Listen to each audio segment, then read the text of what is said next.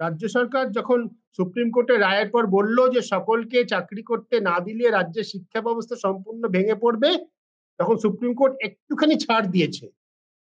Specifically found to B tainted, যাদের দাগি বলে চিহ্নিত করা গিয়েছে তারা বাদ। শিক্ষাকর্মীদের ক্ষেত্রে কোনো বিবেচনা করা হয়নি।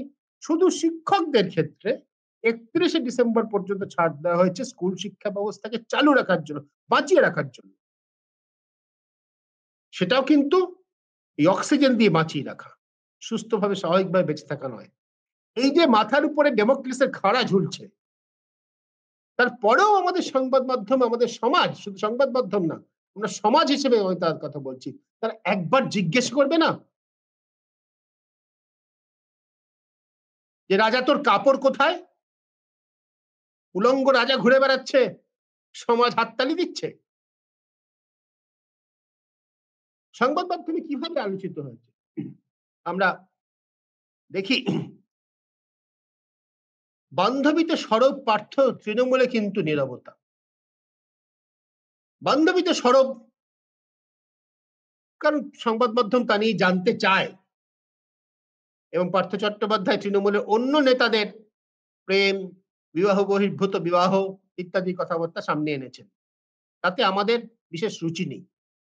তৃণমূলের নীরবতা আমরা তো সত্যি দেখছি, কিন্তু নীরবতা যেমনি দেখছি, সরবতা কিন্তু কোনো পক্ষেই কোনো দিকেই দেখছি না।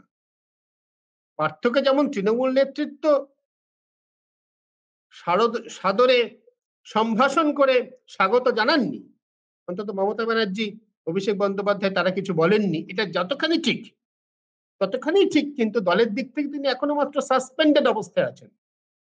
আমরা সবাই জানি তৃণমূল কংগ্রেসের মতো দলে সাসপেনশন কথার কথা, তারা আদৌ চিঠিও অনেক সময় ইস্যু হয় না, চিঠি পদ্ধতিগতভাবে উঠিয়ে দেওয়ার সেরকম হয় না, মুখের কথাতেই সবকিছু হয়ে যায়। কালকে পার্থ চট্টোপাধ্যায় রাস্তায় যদি ঘুরতে শুরু করেন তৃণমূল কংগ্রেসের পতাকা কাঁধে নিয়ে, যা সম্ভবত তিনি করবেন, তাকে নাও করতে কিন্তু বলা হয়নি, দলের সঙ্গে তার সম্পর্ক ছেদও হয়নি। আমরা জানি না 2026-এ পশ্চিমবঙ্গে একটা জোরদার বিধানসভার লড়াই হতে যাচ্ছে, সে লড়াইয়ে একটি সিটও গুরুত্বপূর্ণ। সুতরাং পার্থ চট্টোপাধ্যায় সম্পর্কে তার দল কি মনোভাব নেবে, তাকে প্রার্থী করবে কি করবে না, কিচ্ছু জানা নেই এখনো পর্যন্ত। দল হ্যাঁও বলেনি, নাও বলেনি।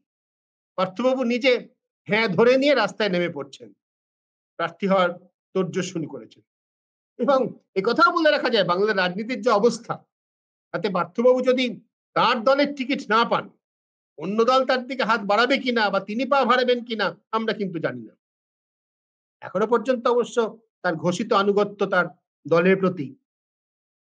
বলা হচ্ছে যখন দল তাকে ছেড়েছে কি ছাড়েনি যে ঠিক নেই, তিনি দল ছাড়েননি। ওই ইয়ে টাইপের কমলি না ছড়ে আর কি। দল তাকে ছাড়লো, তিনি দল ছাড়বেন না। দল তাকে ছাড়ায়ও নি, কিন্তু সাসপেন্ডেড করে রেখেছে মাত্র। অন্যদিকে অন্যদিকে আগ্রহ কি আমাদের, কি নিয়ে আমরা পার্থের মুক্তির আশায় অপার নিখিল ঝর্ণা, তার একটি বাগান বাড়ি, যে বাগান বাড়ির নাম নিয়ে বাঙালির প্রচুর আগ্রহ, প্রচুর কৌতূহল, প্রচুর সোশ্যাল মিডিয়াতে অপা, এটা কি অর্পিতা এবং পার্থর আদ্যক্ষর নিয়ে তৈরি? এই নিয়ে প্রচুর চর্চা। আমি এ বিষয়ে হ্যাঁ না ভালো মন্দ কিছুই জানি না, আমার কিছু বলার নেই। শুধু চর্চার আছে এটুকু আমি জানি, আপনারা সবাই জানেন, সেটুকুই আমি জানাতে পারি। তার বাগান বাড়িতে যারা কেয়ারটেকার, তারা আশায় আছেন যে বাবু একদিন আসবেন, বাবু বিবি আসবেন, আবার রমরমিয়ে আলো জ্বলবে, ঝলমল করবে, আনন্দ উৎসবে মেতে উঠবে বাড়ি। এলাকার লোকেরা ফুর্তি ফার্তা বলেন, আনন্দ উৎসব বলেন, ফুর্তি ফার্তা হতো। তো যাই হোক, সে আশায় তারা রয়েছেন, সে খবর আমরা গোগ্রাসে গেলি। আমরা জিজ্ঞাসা করি না স্কুলে বাচ্চাগুলোর যে টিচার নেই, পশ্চিমবঙ্গের গ্রামাঞ্চল থেকে বিজ্ঞান শিক্ষা কার্যত উঠে যাচ্ছে শিক্ষকের অভাবে, তার কি হবে? 15-16 হাজার মানুষের যে চাকরি গিয়েছে, নিরপরাধ মানুষের চাকরি গিয়েছে এই দুর্নীতি চক্রের জন্য, তার কি হবে? সেই বিষয়ে পার্থবাবুর কি মতামত? আমরা এটাও জিজ্ঞাসা করি না। পার্থবাবু স্কুল শিক্ষা বিষয়ে আপনার কি মতামত? এই যে এতগুলো মানুষের চাকরি গিয়েছে সে বিষয়ে আপনার কি মতামত? আমরা জিজ্ঞাসা করি না। কারণ আমরা নির্লজ্জ, নির্বোধ, মেরুদণ্ডহীন, চেতনাহীন। জাতি হিসেবে আমাদের গর্ব করার মতো কিছু নেই। ওই সিন্ধুকে তুলে রাখা রবীন্দ্রনাথ, বঙ্কিমচন্দ্র, নজরুল ইত্যাদি মাঝে, মাঝে ঝেড়ে পুছে বার করে তাকে নিয়ে একটু আবেগ সর্বস্ব চর্চা করা, এটাও রাজনীতির কাজে লাগে বলে। তার বাইরে আমাদের কিচ্ছু নেই। আমরা সংবাদ মাধ্যম, আপনারা, বৃহত্তর সমাজ, আমরা সবাই মিলে নির্লজ্জতা, নির্বুদ্ধিতা, মেরুদণ্ডহীনতা, চেতনাহীনতার সাধনা করে চলেছি। আসুন তাই করে চলি আর কি করব।